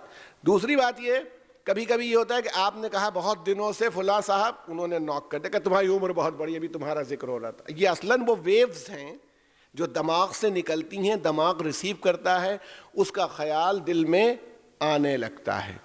ویسی ہی جب غیبت کرتا ہے، برائی کرتا ہے، تو وہ ویوز ٹریول کرتی ہیں، وہ سفر کرتی ہیں اور جا کر کے اس کے ذہن سے ٹکراتی ہیں، تو اس کو بھی ایک نفرت کا احساس پیدا ہوتا۔ اس کے بالکل برعکس، نماز شب پڑھ رہے ہیں، نماز شب میں جب وہ 1 رکعت والی نماز وتر یا وتر دونوں طرح سے ہے، پڑھنے کے لیے کھڑے ہوئے، 40 مومنین کی مغفرت کی دعا کی، 20 تقریباً 20 زندہ 20 مردہ، اس سے زیادہ بھی کر سکتے ہیں، یعنی منیمم 40 کے لیے کم سے کم دعا کریں، اس کو بتا بھی نہیں رہے۔ مگر جب آپ دعا کرتے ہیں تو یہ ویوز وہاں جا کے اثر انداز ہوتی ہیں، یعنی چونکہ آپ اس کی مغفرت کی دعا کر رہے ہیں، اس لیے اس کے دل میں، اس کے دماغ میں خود بخود اس کی جگہ پیدا ہونے لگتی ہے۔ تو اب معاشرہ اگر غیبت کے اوپر تیار ہو گیا تو بتائیے وہ معاشرہ کیا مومن ہے کہ ہر مومن دوسرے کی برائی کر رہا ہے؟ جب بیٹھ گیا اس کی برائی، اس کی برائی، اس سے کیا ہوگا؟ اسے قرآن منع کر رہا ہے، اور اس میں جو دنیاوی نقصان ہے، غور فرمائیے گا، وہ ہمیں جناب لقمان علیہ السلام سے معلوم ہوا۔ حضرت لقمان سے کسی نے پوچھا کہ اگر آپ کے پاس یہ اختیار ہو، یہ چوائس ہو کہ آپ غیبت کریں بتائیے جناب لقمان علیہ السلام کیوں غیبت کریں, کسی کی بیک بائٹنگ کریں؟ میں کہا آپ بتائیے جناب لقمان سے کہ اگر آپ غیبت کریں تو کس کی کریں؟ کہا میں اپنے بیٹے کی کروں گا. باپ ہیں, کہہ رہے میں اپنے بیٹے کی غیبت کروں اگر مجھے کرنا ہی ہو. تو کہا کہ بیٹے کی غیبت, بیٹے سے تو آدمی محبت کرتا ہے. انہوں نے کہا محبت ہی کی بنیاد پر. کیوں؟ کہا جب انسان غیبت کرتا ہے تو اس کی نیکیاں اس آدمی کے حساب میں چلی جاتی ہیں جس کی غیبت کی جا رہی ہے. تو جب میری نیکیاں جانا ہی ہیں تو میرے بیٹے کے اکاؤنٹ میں جائیں, کسی دوسرے کیا کیوں چلی جائیں؟ صلوات بھیجیں محمد و آل محمد.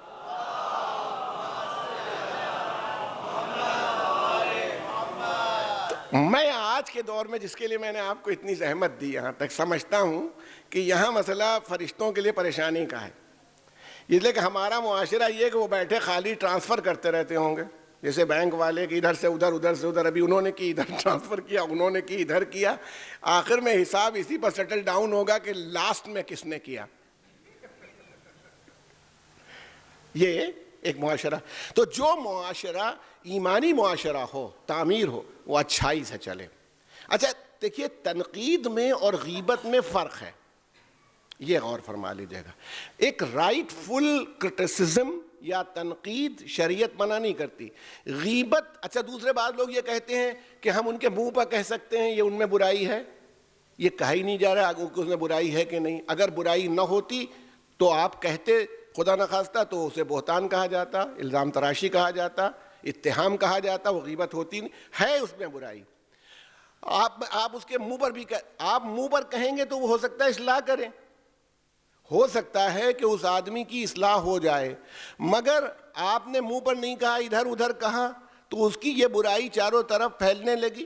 غیبت اسی کو کہتے ہیں. آپ کہہ سکتے ہیں یا نہیں کہہ سکتے, مگر یاد رکھیے کہ یہ معاشرے کو برباد کر دیتی ہے, اور اس کا نقصان نہ صرف معاشرے کو ہوتا ہے بلکہ اس کی ذات کو بھی روحانی طور پر ہوتا ہے. تنقید, کرٹیسزم ایک الگ شے ہے, ذہن عالی میں محفوظ رہے. کرٹیسزم کو اسلام منع نہیں کرتا. ہم نے ایک عالم دین سے پوچھا کہ صاحب وہ غیبت کیسے جانے کہ یہ غیبت ہے یا تنقید ہے؟ کہنے لگے جب کسی کی برائی میں مزہ آنے لگے تو پھر غیبت ہے. آپ دل سے اپنے پوچھ لیجئے, جب آپ برائی کریے اور اس برائی میں آپ کو کچھ لطف ملنے لگے, آپ انجوائے کرنے لگے اس کو, تو پھر غیبت شروع ہو گئی. اور اگر یہ کہ واقعی آپ اس کے لیے پریشان ہیں اور اس کے لیے سوچ رہے ہیں تو یہ تنقید ہے, یہ رائٹ فل کرٹیسزم ہے. صلوات بھیجیں محمد و آل محمد.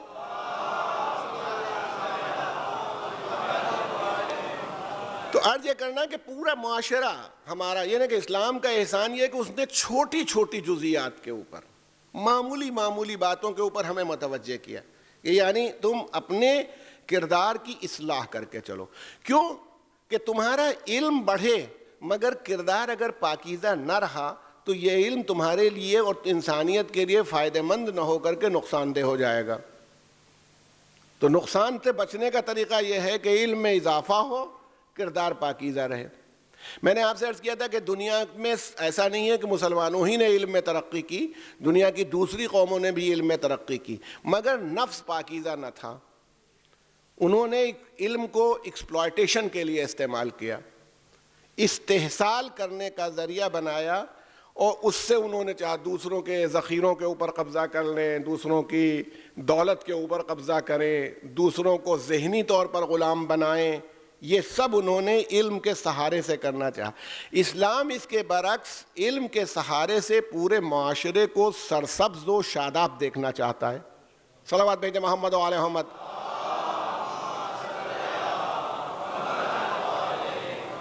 میں اسی سے دیکھیے آپ نتیجہ نکال لیجئے گا, میں جو آپ کی خدمت میں عرض کر رہا ہوں کہ اسی لیے دیکھیے آج کی دنیا علم بڑھاتی ہے, ترقی کرتی ہے. اس میں ہر دور میں کبھی یہ ملک سب سے اوپر ہے, کبھی وہ ملک سب سے اوپر ہے. یہ اتار چڑھاؤ تاریخ انسانی میں رہا ہے, مگر جو ملک اوپر ہوتا ہے وہ چاہتا یہی ہے کہ ہمیشہ ہم اوپر رہیں, اس طرح کہ دوسرا اوپر نہ آنے پائے. دیکھیے دو چیزوں میں فرق ہے. آپ کوشش کریں کہ ہمیشہ اوپر رہیں, بلند رہیں, یہ بہتر بات ہے, مگر دوسرے کو دبا کے آپ بلند رہیں, یہ نیگیٹو بات ہے. یہ پازیٹیو بات نہیں. اپنی محنت سے، اپنے علم سے، اپنے کاوش سے آپ بلند رہیں، اس میں کوئی حرج نہیں ہوگا. لیکن جب آپ چاہیں گے کہ دوسرے کو ہم دبا دیں، دوسرے کو اٹھنے نہیں دیں، تو اس کا مطلب یہی ہے کہ دوسروں کی ترقی سے آپ چڑھ رہے ہیں، جل رہے ہیں، حسد کر رہے ہیں. جیلسی ہے جس سے اسلام برداشت نہیں کر سکتا. اسلام کہتا ہے تم ترقی کرو، اس کو بھی کرنے دو، تم اس سے زیادہ ترقی کرو، یہ اور ترقی کرے، تم اور اس سے آگے بڑھتے رہو، تو پورا معاشرہ ڈیولپ ہوتا رہے گا. جو جتنی محنت کرے گا، جتنا عمل ہوگا، جتنا علم ہوگا، اسی کے اعتبار سے کامیابی ہوگی. ورنہ نقصان تمہیں بھی ہوگا، معاشرے کو نقصان ہوگا. جب غربت یا افلاس معاشرے کا حصہ بن جائے تو یہ امیروں کو یہ نہیں سمجھنا چاہیے کہ ہم محفوظ ہیں. فرینچ ریولوشن جب آیا ہے تو وہ افلاس کی حد آخر تھی. روس میں اتنا بڑا انقلاب زار کے خلاف جب آیا، مفلسی بڑھتے بڑھتے اس منزل پر آ گئی تو پوری زار کی جتنی زمینداری اور جتنی طاقت تھی ختم ہو گئی. کیونکہ پھر ایک پوزیشن اتنی ایکسپلوسیو ہو جاتی ہے کہ وہ جو غبارے میں آپ ہوا بھرتے رہیے آخر میں پھٹ جائے گا. اس لیے یہ نہ سمجھیں کہ غربت کا نقصان نہیں ہے. اسی لیے حضرت ابو ذر غفاری فرماتے ہیں، رسول اللہ کی حدیث، صلوات بھیجیں محمد علیہ، بہت مشہور حدیث ہے جس میں ارشاد فرمایا کہ جب افلاس اور غربت کسی بستی کا رخ کرتی ہے، وَإِذَا ذَهَبَ الْفَقْرُ إِلَى بَلَدٍ، کسی بستی کی طرف فقر چلتا ہے، غربت چلتی ہے، تو قال الکفر خذنی معک، تو کفر اس سے کہتا ہے ہمیں بھی ساتھ لے لو. جب افلاس یا غربت کسی بستی، کسی قریے، کسی گاؤں، کسی شہر کی طرف رخ کرتے ہیں تو کفر کہتا ہے ہمیں بھی ساتھ لیے چلو. یعنی اس کا مطلب ہے کہ افلاس کے ساتھ ہی کفر بھی داخل ہوتا ہے. غربت اور افلاس کفر میں انسان کو مبتلا کرتے ہیں. بتائیے اسلامی معاشرہ کیا چاہتا ہے، کفر بڑھے یا اسلام بڑھے؟ ہر آدمی یہی کہے گا اسلام بڑھے. اور جہاں افلاس آیا وہاں کفر اس کے ساتھ آیا. تو اس کا مطلب ہے اسلامی معاشرے کی پوری کوشش ہونی چاہیے کہ علم اور دولت اور اقتدار کا استعمال کر کے غربت کو نہ آنے دیا جائے، چاہے ہماری بستی ہو یا کوئی دوسری بستی. کیونکہ جس بستی میں غربت گئی، رسول اللہ فرماتے ہیں کہ کفر بھی اس کے ساتھ ساتھ شامل ہوتا ہوا چلا گیا. صلوات بھیجیں محمد و آل محمد.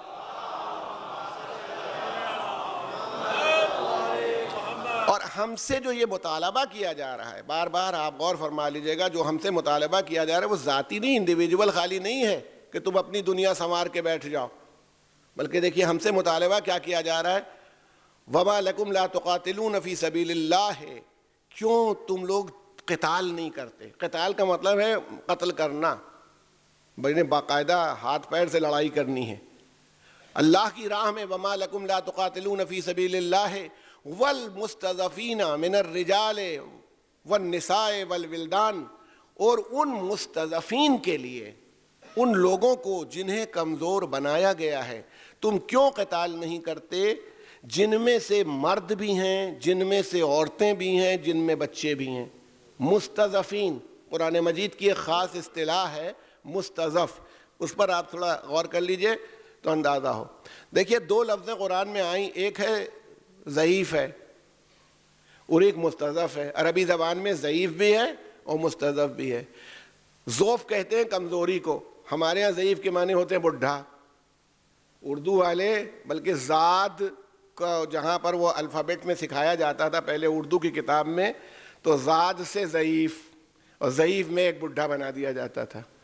ضعیف کے لیے بڈھا ہونا شرط نہیں، کمزوری شرط ہے. ہو سکتا ہے کوئی بڈھا آدمی ہو اور ضعیف نہ ہو، اس میں کمزوری نہیں ہے، کیونکہ عمر کے بڑھنے کے ساتھ ضعف آتا ہے. اس لیے یہ اصطلاحاً کہہ سکتے ہیں کہ جو بڈھا آدمی ہوگا وہ ضعیف ہوگا. مستضعف بھی کمزور کو کہتے ہیں. اب ماشاءاللہ یہ بافہم مجمع ہے، ان دو لفظوں کے اس فرق کو یاد رکھیں. ضعیف وہ کمزور ہے جو نیچرل پروسیس سے کمزور ہو جائے یا جس میں کسی کا دخل نہ ہو. بیماری نے کمزور کر دیا، عمر نے کمزور کر دیا، یہ ہے ضعیف. مستضعف وہ ہوتا ہے جس کو کمزور بنایا جاتا ہے، یعنی جس کو کچلا جاتا ہے، ایکسپلائٹ کیا جاتا ہے، ایکسپلائٹیشن کر کے جسے کمزور بنائیں وہ ہے مستضعف۔ اسلام نے ضعیفوں کی مدد کی بات نہیں کی ہے، مستضعفین جنہیں کچلا گیا، کبھی یہ غلام کی شکل میں ہوتے ہیں، کبھی کنیز کی شکل میں ہوتے ہیں، کبھی مفلس و غریب کی شکل میں ہوتے ہیں۔ مقصد یہ ہے نا کہ آپ اس کے وسائل کو کٹ کرتے چلے جائیے۔ ایک مزدور ہے، مزدوری جتنی دینی چاہیے اتنی نہیں دیتے۔ اس میں دیکھیے بہت، ہمارے ہاں تو آپ لوگ ماشاءاللہ تو دوسری بات ہے، ہمارے ہاں تو یونیورسٹی کے لڑکے ہاسٹل سے نکلے، رکشے والے کے رکشے پر بیٹھ گئے، 2 کے بجائے 3۔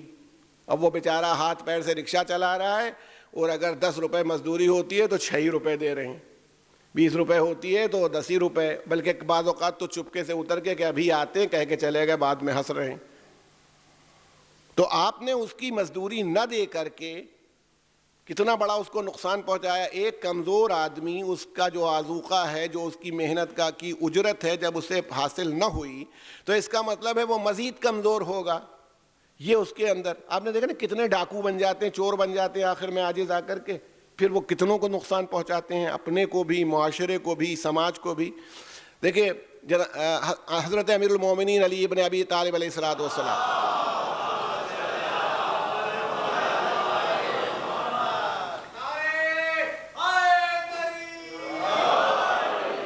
آپ غور فرمائیے گا، عبد الرحمن مصری نے اس بات کو تحریر کیا ہے۔ عبد الرحمن مصری نے حضرت علی کی سیرت میں لکھا کہ مولا نے یہ ایسا ہی امام کر سکتا ہے جو لٹرل شریعت کو دیکھ رہا ہو، لفظی شریعت کو یہ فیصلہ نہیں کر سکتا جو امیر المومنین نے فیصلہ کیا ہے۔ امیر المومنین کے زمانے میں ایک چور پکڑ کے لایا گیا۔ جب چور پکڑ کے لایا گیا تو مولا نے انکوائری کی، گواہیاں موجود تھیں، پکڑ گیا تو بالکل پکا چور تھا وہ۔ مولا نے پوچھا تم نے چوری کیوں کی؟ اسلام میں کہتے ہیں چور کے ہاتھ کاٹ لیے جاتے ہیں، وہاں چور کے ہاتھ کاٹے جاتے ہیں، مگر جب پوری انکوائری ہو جاتی ہے، اگر چوری کوئی خاص وجہ مل جائے، مثلا ایک آدمی نے بھوک کی وجہ سے چوری کی ہو تو کبھی ہاتھ نہیں کٹیں گے۔ اگر اتنا ہی مستر ہو جائے وہ چوری کر جائے تو ہاتھ نہیں کٹ سکتے۔ تو جب اس نے کہا چوری کی، صلوات بھیجے محمد و آل محمد، مولانا نے پوچھا کیوں کی؟ انہوں نے کہا کہ آقا معاملہ یہ تھا کہ میرے بچے بھوکے تھے۔ کیوں بھوکے تھے؟ میں فلاں تاجر کے ہاں یا کاروباری آدمی کے ہاں کام کرتا ہوں، میری مزدوری نہیں ملی تھی اور اس سبب سے میرے بچے بھوکے تھے تو میں نے مجبوراً چوری کی۔ امیر المومنین نے اس تاجر کو بلایا، صحیح کہہ رہا ہے؟ ہاں میں نے مزدوری نہیں دی، دے دوں گا مثلا۔ حضرت نے حکم دیا کہ اس کے ہاتھ کاٹ لو، اس تاجر کے انگلیاں جہاں سے کٹنی چاہیے کاٹ لو، کیونکہ چور اصل میں یہ نہیں یہ ہے۔ اگر یہ مزدوری وقت کے اوپر ادا کر دیتا تو مزدور کو چوری کرنے کی ضرورت نہ پڑتی۔ تو کاز جو ہے تھیفٹ کا، چوری کا جو اصل میں ریزن ہے جس کی وجہ سے چوری ہوئی، وہ یہ آدمی نہیں، یہ اس کو مجبور بنانے والا جو ہے اس لائق ہے کہ اس کے ہاتھ کاٹ دیے جائے۔ صلوات بھیجے محمد و آل محمد۔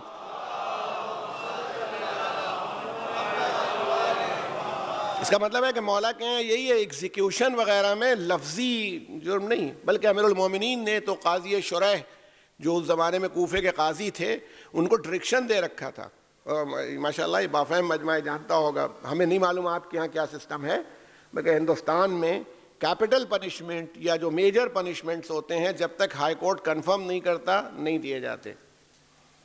یعنی مان لیجئے کہ سزائے موت ہو گئی تو اگر سزائے موت ڈسٹرکٹ کورٹ نے دی ہوگی تو اس کا کنفرمیشن ہائی کورٹ کرے گا، دیکھ کر کے فیکٹس کہ ہاں واقعی سزائے موت دی جائے، کیونکہ ایک مرتبہ لٹکانے کے بعد پھر کیا ہوگا؟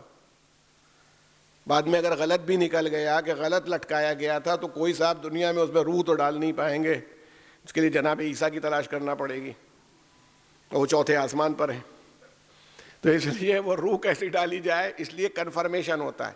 یہ آج کی دنیا کرتی ہے۔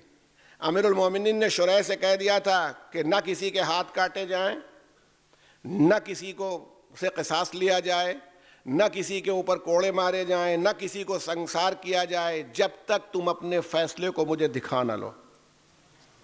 تمہارا فیصلہ جو ہے پہلے مجھے دکھا لینا، جب میں اس فیصلے کو مان لوں، اپروف کر دوں، تب یہ سزا ہونی چاہیے۔ یعنی آج کے نظام عدل میں جہاں 1200-1300 سال بعد یہ عقل آئی ہے، علی ابن ابی طالب نے اپنے دور خلافت میں سب کو کر کے دکھا دیا۔ صلوات بھیجے محمد و آل محمد۔